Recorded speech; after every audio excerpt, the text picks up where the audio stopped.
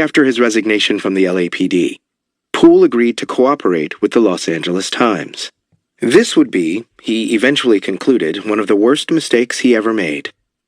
The Times reporters, Matt Late and Scott Glover, had been phoning me for months trying to get me to talk, Poole recalled.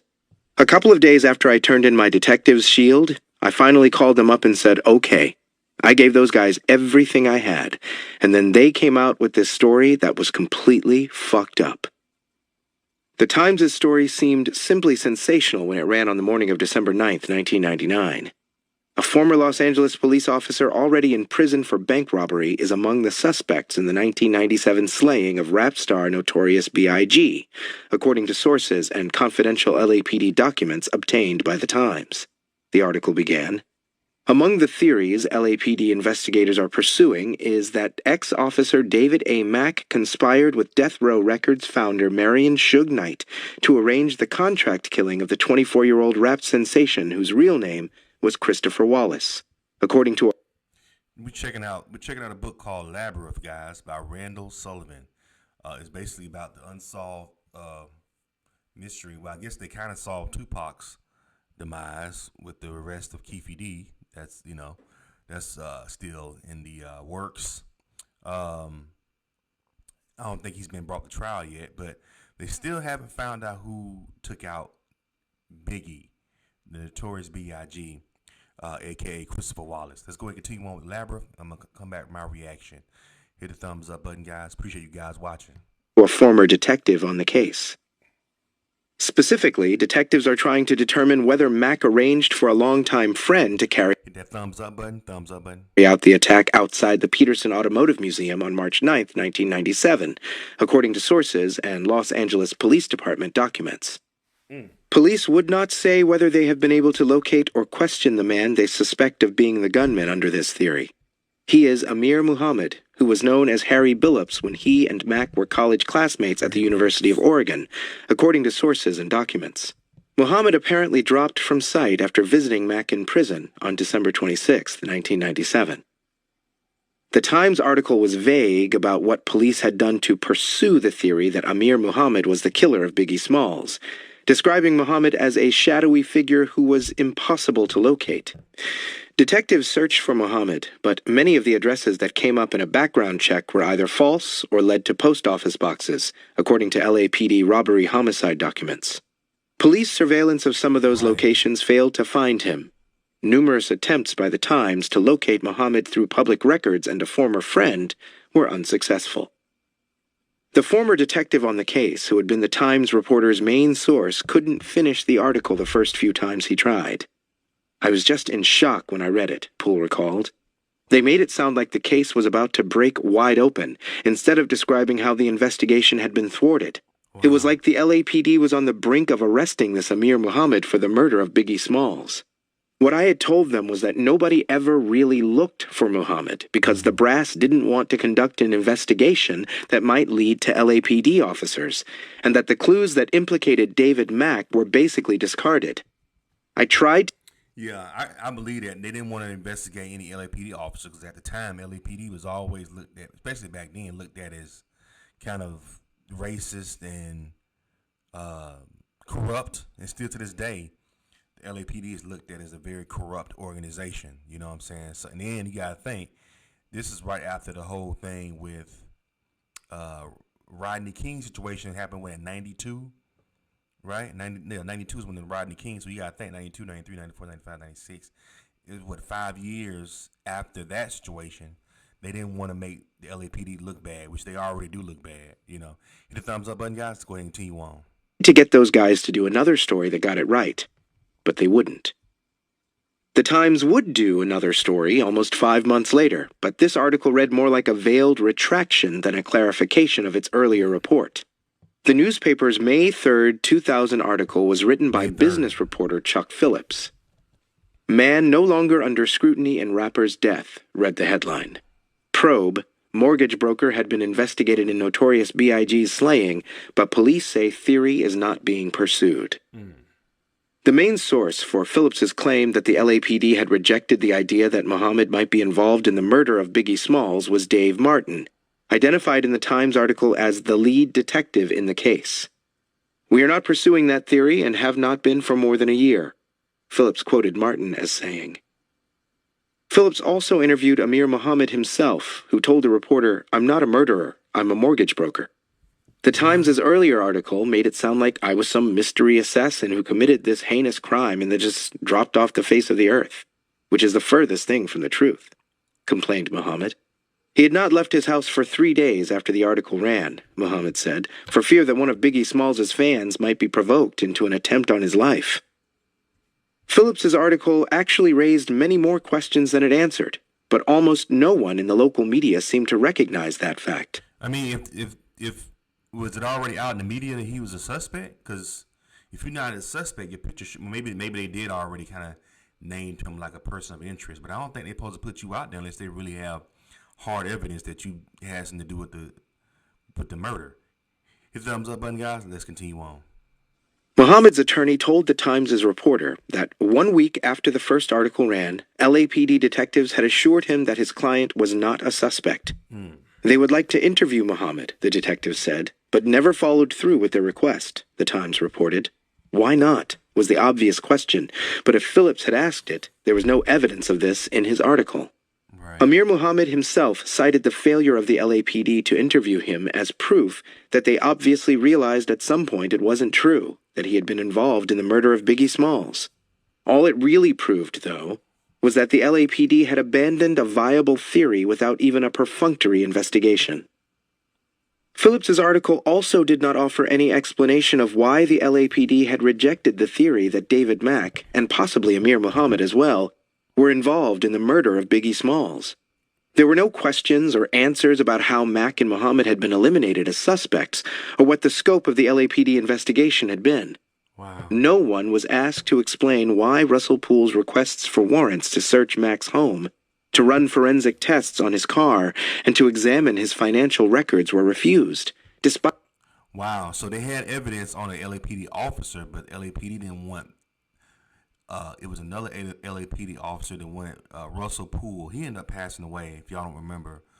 Maybe I think before the pandemics, he passed away, I think in 2018, if I am mistaken, which was kind of mysterious. Hit the thumbs up button, guys. Despite an enormous amount of probable cause. Among the most obvious questions that Phillips apparently hadn't asked Amir Muhammad was this one. Why, if your visit to David Mack in jail was an innocent contact between two old friends, did you use a false address, a false social security number, and an out-of-service phone number when you signed in at the jail? Wow, yeah. And the biggest question, of course, was why, if what Amir Muhammad said was true, he hadn't sued the Los Angeles Times for libeling him. Wow, right. In New York, these questions would have been asked the first day and every day afterward until... Yeah, that's a good question. If he had anything to do with it and he really didn't have anything to do with it, why didn't he sue him? Reporters got answers. But Los Angeles was a long way from New York.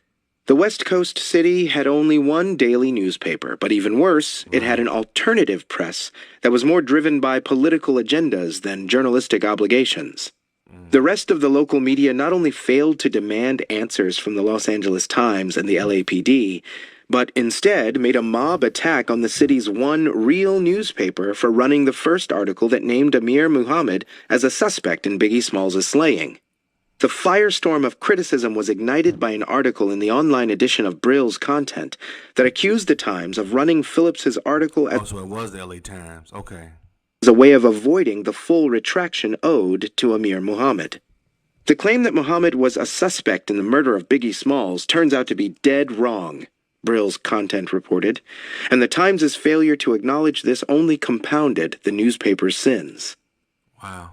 The LA Weekly promptly published an article under the headline, "A BIG Mistake," that chronicled the behind-the-scenes battle in the Times' newsroom.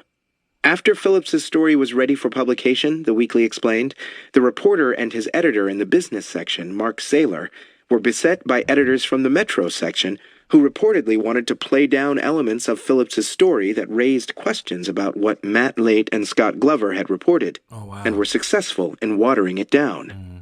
Saylor, who had engaged in a public screaming match with the Times' executive editor, Leo Walensky, shortly after the Brill's Content piece was published, told the Weekly that the atmosphere in the newsroom was tense and uncomfortable. Hit the thumbs up button, guys. Hit that thumbs up button. Let's continue on. Saylor resigned from the newspaper. Remember, you can check this book out on Audible. It's called Labyrinth by Randall Sullivan. Shortly after this.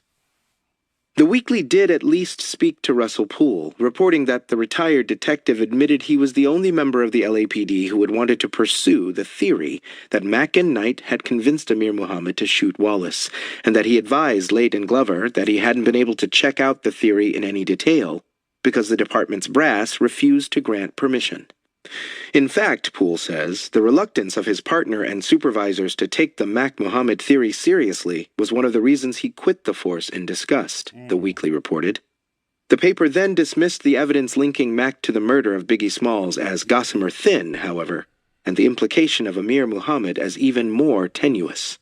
Since the paper had done absolutely no independent investigation of the Mack Muhammad theory, though, all its editors knew was what they read in the Times. Wow. That's crazy. The Weekly's reporting was top-notch compared to that of the New Times of Los Angeles. The city's other major weekly told its readers that Amir Muhammad was an innocent mortgage broker who had not been a suspect in the murder of Biggie Smalls for at least 7 months before the late Glover article that identified him as such ran in the Los Angeles Times. The New Times quoted an unnamed police source who said the LAPD had not pursued the Mack Muhammad theory because top investigators felt it wouldn't hold up, but provided absolutely no explanation of why not. Wow, the paper then leveled the inevitable charge of racism, quoting unnamed cynics inside the paper who believed the Times would never have embraced such flimsy evidence if the target had been a prominent white businessman instead of a Nation of Islam member. Anyway, guys, this is from Labyrinth, written by Randall Sullivan. Labyrinth by Randall Sullivan, man, really good book. It goes really deep into the investigation of Tupac and Notorious Big's assassinations. If you read it or if you heard this book before, let me know in the comments. Let me know what y'all think about it. I'm still kind of going through chapters, but let me know what y'all think about Labyrinth. People who have already listened to this book, and hit the thumbs up button. I appreciate you guys listening. You know what? Before I go though, my theory is, I think Suge knows. I believe Suge knows. Suge knows who he knows. The cool part about it, I believe Suge knows exactly who was the shooter with Tupac, and he knows exactly who was the shooter for Biggie. Like, he knows the exact. I guarantee you, Suge Knight and people that are around, that are close to Suge Knight, they know who did both of these assassinations. The cool part about it is, I think Suge might end up probably taking this to his grave.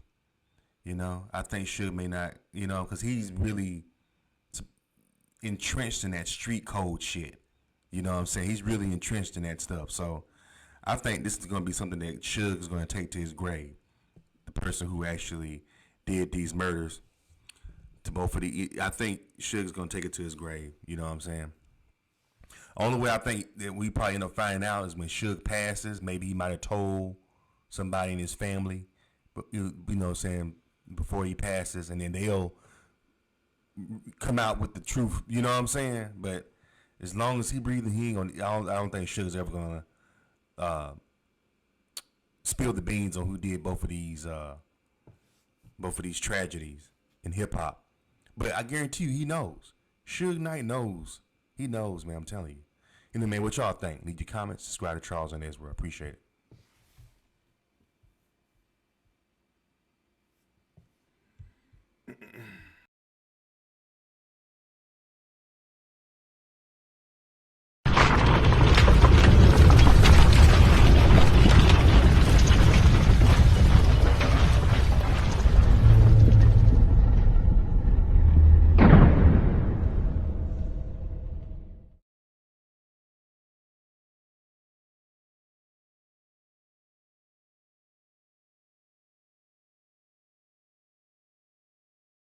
Looking for a professional photographer for your next big event? Need video of your special day? Then look no further. For $100 an hour, have a professional photographer or videographer shoot your wedding, birthday party, quinceañera, bar mitzvah or bat mitzvah, anniversary party, or whatever your special occasion may be. Highlight your event with professional, crisp photos and video. Check out Charles Arness Photography on Instagram as well as book us for your next event. Must live in the Southern California area. Y'all, it's your boy Charles Arnez. Where we are checking out Labyrinth by Ben Westhoff. I'm sorry, not Labyrinth. Wrong book. We're checking out Original Gangsters by Ben Westhoff. Let's go ahead and play this, and I'm going to come back with my reaction. Thumbs up, buddy. A different skill set. The Chronic features a cornucopia of rap talent. Assembling the collaborators was a monumental task for Dre and Suge, requiring talent scouting, familial connections, and some luck. R&B singer Jewel, who scandalized her mother by appearing on NWA's I'd Rather Fuck You, was the first offered a slot, and became known as the First Lady of Death Row. Warren G and his Long Beach friend, Nate Dogg, were recruited for the work as well. For the rapper Kurupt, however, entree was more complicated. A rail-thin Philadelphia native transplanted to South Central, he was, like Snoop, a hot-tempered Crip affiliate who also happened to love canines. He and his buddies would dress their pups in blue rags.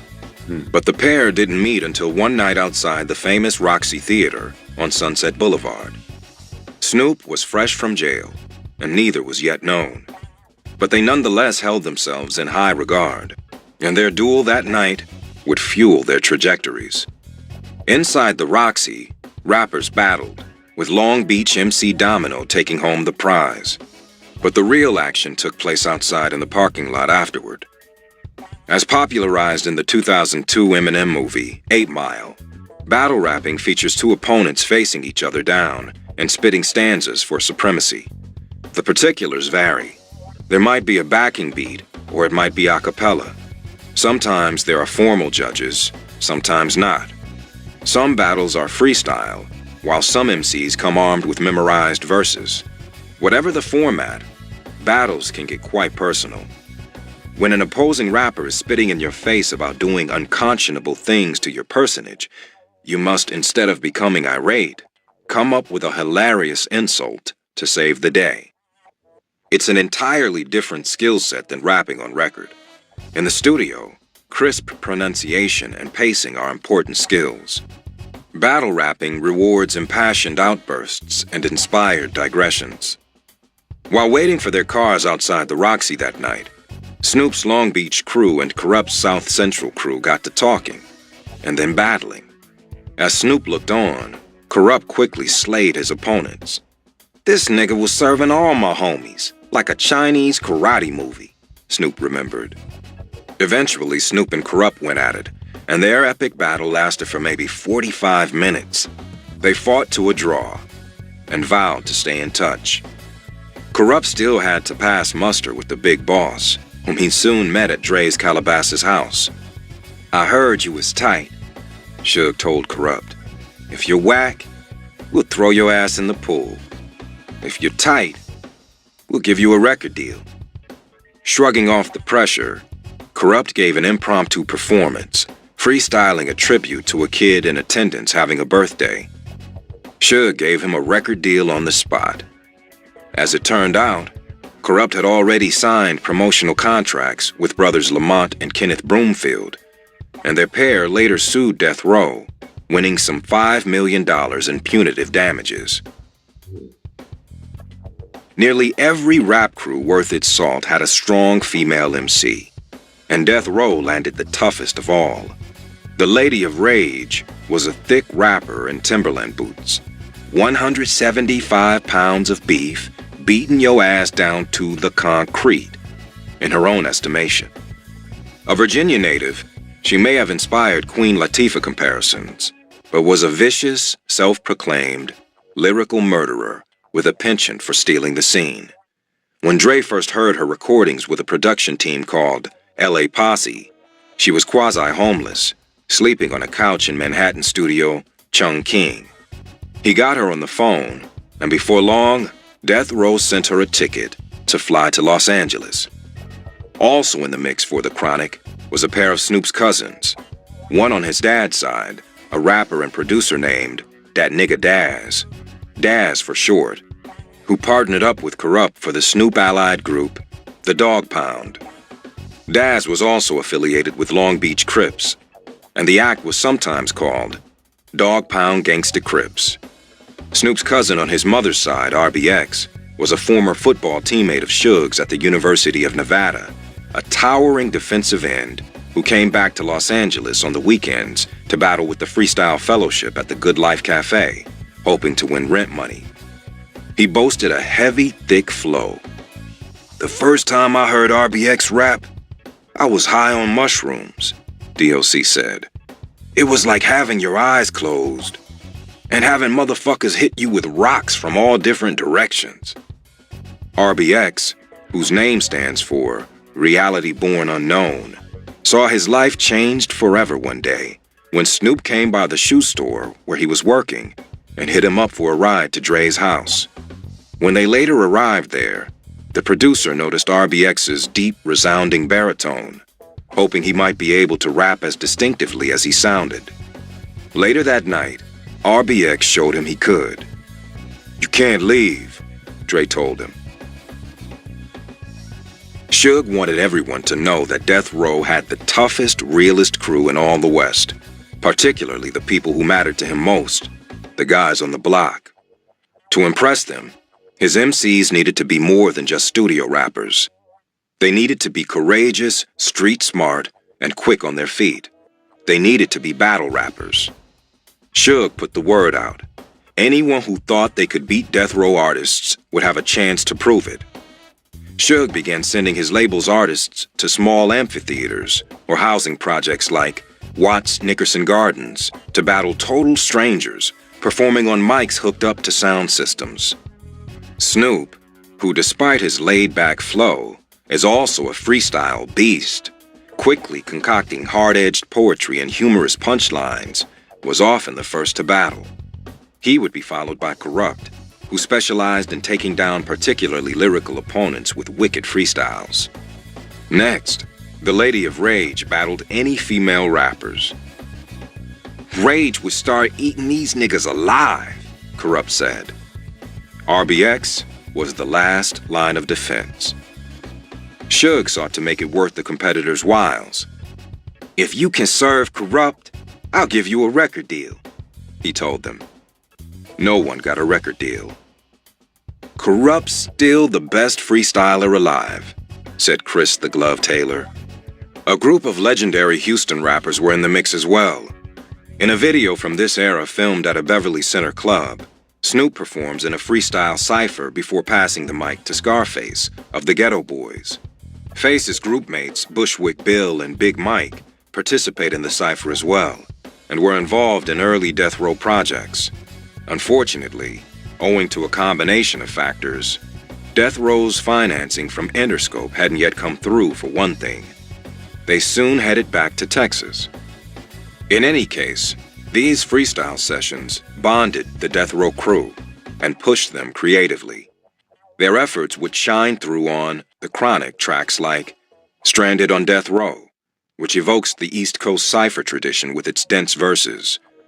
West Coast gangster rappers are sometimes accused of having more bark than lyrical bite, but the team assembled for the Chronic could go toe-to-toe with anyone. Comically broke.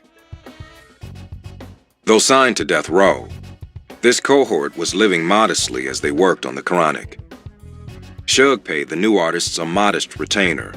Snoop said he got $1,000 a month, with promises of big paydays at some future point. They often congregated at Snoop's one-bedroom Hollywood apartment, which he rented for $500 a month. The Peach Stucco complex on La Mirada, with a great view of the Hollywood sign, was only a 10-minute walk from Solar Studios. Hollywood itself was rough then. Crack dealers plied their trade on nearby Santa Monica, but Snoop loved the place, sometimes piling a half-dozen people into the apartment's sole bedroom and nurturing a pet roach he called Gooch. Daz, Kurupt, RBX, Nate Dogg, and Warren G were regulars. The apartment stayed unfurnished, save for some chairs and a table to play dominoes, and the fridge was usually bare too, except maybe for some Seagrams and a bottle of juice. They were almost comically broke. When the source scribe, Ronan Rowe, stopped by in 1992, Snoop hit him up for $5 to buy weed.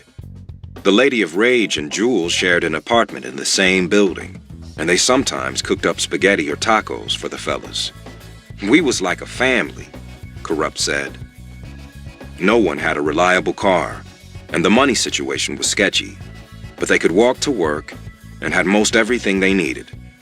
Many would look back on this time as the happiest of their careers. The best records came out when we were starving, Nate Dogg said. After all, until recently, some of them had been homeless, locked up, or dealing drugs, but they were now recording at a real deal studio. In addition to sometimes paying Snoop's rent, Dick Griffey would descend from his garish top-floor office and give the rapper tours of the Solar Building, where hit groups like Shalimar, Lakeside, and The Whispers recorded. We would see reels with the old records and old songs, Snoop said. To have a young kid in that environment, it's like if you were a basketball player and Michael Jordan let you use the facilities where he practiced. How wouldn't you become LeBron James or Kobe Bryant? The squabbles about percentages and royalties could wait until later. For the time being, they spent their hours rhyming, eating Popeye's chicken, watching TV, or just goofing around. Mainly they wrote, working on their fledgling song sketches, bouncing ideas off one another. The Chronic wasn't just the name of the album they were working on. It was their inspiration. Chronic is slang for particularly potent weed, sticky, vibrantly colored buds that are much stronger than the stems and sticks, dull brown herb most potheads were smoking. For decades, California has been known for superior marijuana, much of it originating in the so-called Emerald Triangle in the wooded northern part of the state, Humboldt, Mendocino, and Trinity counties, where ex-hippies fostered colossal farms. When it comes to cannabis, there's a history, a set of traditions, and a depth of knowledge in those communities that's just unparalleled, said former High Times editor David Bienenstock. That's why we made the Chronic, because we had the Chronic, Snoop said. Anyway, y'all, that is the Original Gangsters by Ben Westhoff. Want to check out the rest of the audiobook, go ahead and check it out on Audible, Original Gangsters. But anyway, it's interesting to hear that, you know, sometimes that always be the funnest times though, man, when you ain't got nothing, you just hanging out with your friend, you know, there's no jealousy involved, there's no animosity involved. You broke, I'm broke, let's just hang out together, you know what I'm saying? Because, you know, once money gets involved and you see, damn, he got more money than I got. Look what he driving, but I only got this. I'm still kind of struggling. He, you know, then that's when the jealousy comes in, animosity comes in, when money gets involved in certain things. You know what I'm saying? But yeah, a lot of times, man, I can think back when I was a teenager, when I ain't have nothing. And that would be, I mean, we would find stuff to get into and have so much fun, you know. But anyway, it's interesting to hear about how Death Row got put together as we celebrate 50 years of hip hop. Happy birthday, hip hop. Leave your comments and subscribe to Charles on there as well. Appreciate you guys watching.